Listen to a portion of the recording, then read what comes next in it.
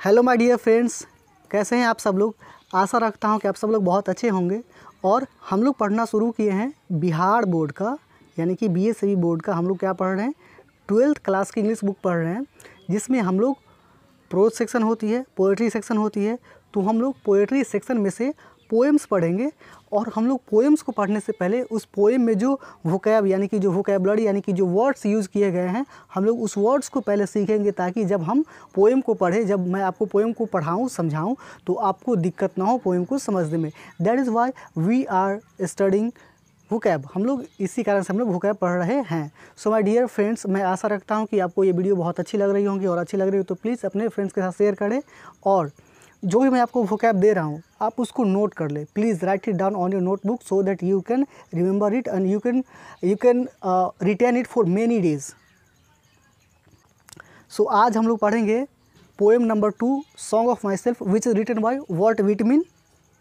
आज हम लोग उसका क्या देखेंगे, वोकैब। उसके बाद हम लोग क्या पढ़ेंगे उसका पूरा पोएम पढ़ेंगे। मैं आप लोगों के लिए क्या करूँगा, कुछ इंपॉर्टेंट जो हमारे पास ग्रामर्स के टॉपिक होते हैं, जैसे कि tense, voice, narration, figure of speech, ये सब चीज़ हम लोग अच्छे से पढ़ेंगे। तो आज हम लोग कहाँ हैं, पोएम नंबर 2 पे, यानी कि song of myself which is written by Walt Whitman.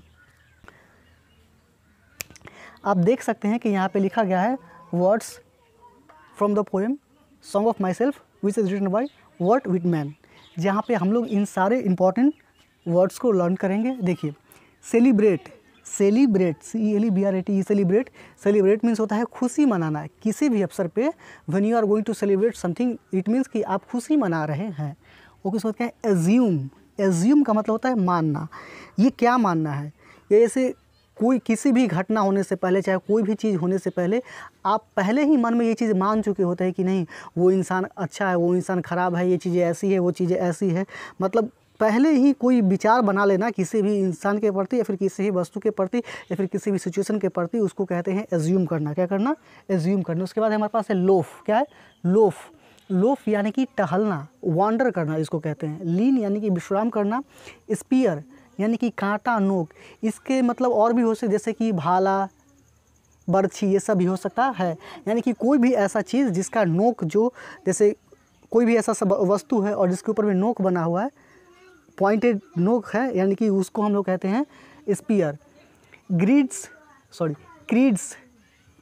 Creeds यानी कि धार्मिक मान्यताएं, यानी कि कोई भी ऐसा बिलीव धर्म के प्रति, उसको हम कहते हैं क्रीड्स।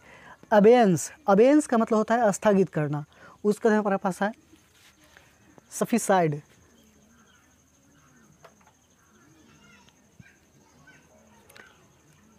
यानी कि पर्याप्त। हार्बर यानी कि विश्वास करना। हालांकि आप देखिए, आपको पहले से पता होगा कि हार्बर का मतलब होता है बंदरगाह। क्या होता है, बंदरगाह, जहाँ पे पानी वाले जहाज़ लगे हुए रहते हैं।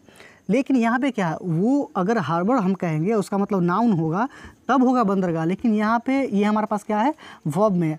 तो हम लोग इसको समझेंगे विश्वास करना, या फिर किसी चीज़ को मानना, बिलीव करना, यानी।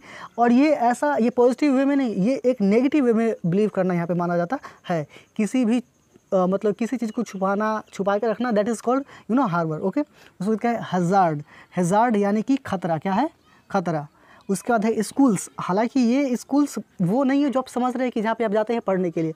ये स्कूल्स का मतलब है विचारधाराएं। स्कूल्स यानी कि ये कह सकते हैं सिस्टम ऑफ थॉट्स। क्या कह सकते हैं, सिस्टम ऑफ थॉट्स, यानी कि एक तरह का जो विचारधारा होता है, जैसे लोग सोचते हैं, उसको कहते हैं स्कूल्स। क्या कहते हैं, स्कूल्स, यानी कि system of thoughts. I hope कि आपको ये चीज़ें समझ में आई होंगी। और हम लोग कब इसको अच्छे से जब पोएम पढ़ेंगे, इस पोएम के अंदर तो लिखी गई है ये वर्ड्स, तो ये वर्ड्स को जब हम पोएम पढ़ते रहेंगे, तब और भी अच्छे से आपको दिमाग में क्लैरिफाई हो जाएगा सेंटेंस के माध्यम से। ओके, जैसे सेलिब्रेट यानी कि खुशी मनाना, एज्यूम मतलब मानना, लोफ मतलब टहलना, लीन मतलब विश्राम करना, स्पीयर मतलब कांटा या नोक, क्रीड्स मतलब धार्मिक मान्यता है, अबेंस मतलब स्थगित करना, सफिसाइड मतलब पर्याप्त, हार्बर यानी कि विश्वास करना, अगर नाउन में रहेगा तो उसको कहेंगे बंदरगाह, हैज़ार्ड मतलब खतरा, स्कूल्स मतलब सिस्टम ऑफ थॉट्स यानी कि विचारधारा। माय डियर, सो ये रहे आपके important words from the poem song of myself which is written by Walt Whitman. अब हम लोग आगे की पोएम देखेंगे दूसरे वीडियो में।